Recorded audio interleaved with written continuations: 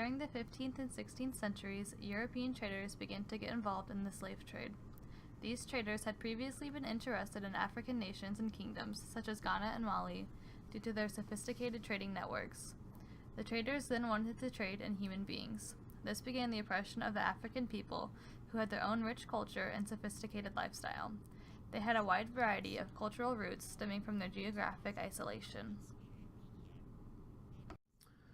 Slavery changed when Europeans entered the scene. It led to generation after generation of peoples being taken from their homes and enslaved in a faraway land.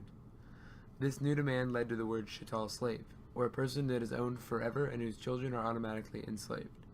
These chattel slaves were treated as property to be bought and sold. The principal methods of enslaving Africans were intertribal warfare, raiding, and kidnapping. They were then taken to heavily guarded slave forts on the west coast, where they were jailed until their journey to the Americas. These heavily equipped forts served as a bastion for European ideals in Africa, fighting off competitors. In 1619, approximately 20 slaves were brought to Jamestown, Virginia on a Dutch trading ship. At the time, they were only indentured servants, who were free once their obligations were complete. Many poor immigrants would often sign contracts of servitude to pay for their journey to America. After however many years of servitude they agreed to, they were free citizens, although they still had to deal with discrimination and racial prejudice.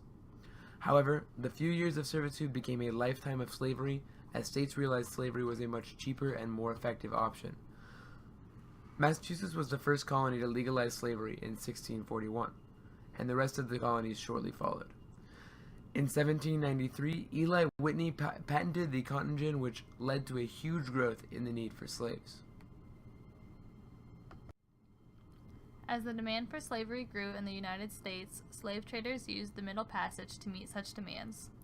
The Middle Passage was one leg of a three-part voyage, which began in Europe, where traders loaded their ships with cargo containing iron, cloth, brandy, firearms, and gunpowder.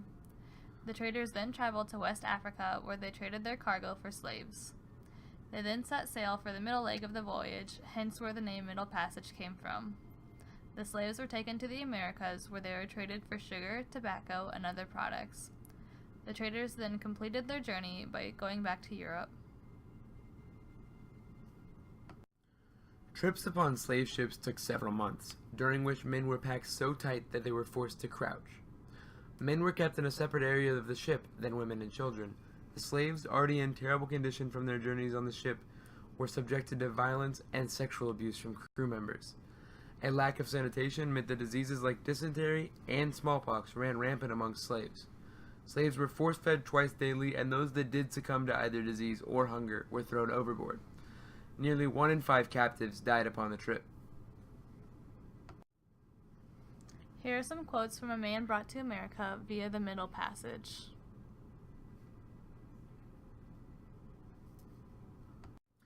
As the Civil War came to a close, the United States began to change its opinion on slavery.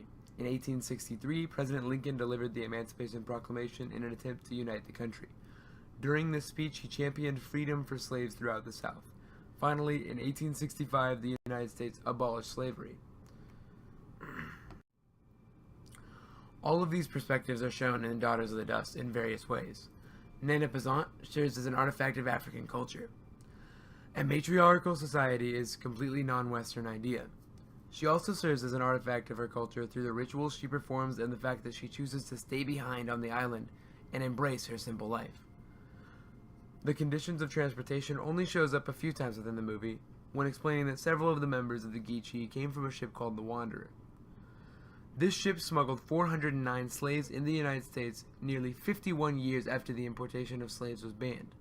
The final artifact of the context in which Daughters of the Dust is shown is that the majority of the Geechee wished to get off the island and migrate north.